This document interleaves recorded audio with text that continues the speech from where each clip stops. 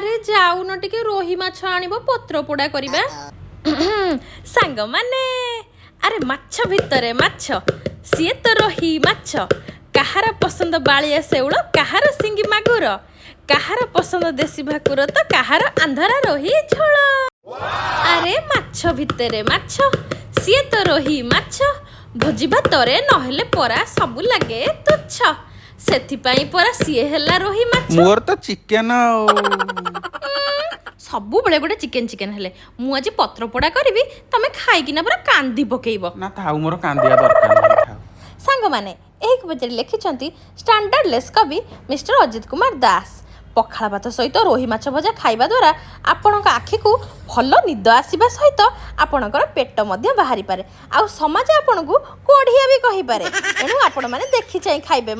ଆଉ ମୋ ଚ୍ୟାନେଲକୁ ଲାଇକ୍, ସେୟାର, ସବସ୍କ୍ରାଇବ୍ କରିବାକୁ ଭୁଲିବେ ନାହିଁ।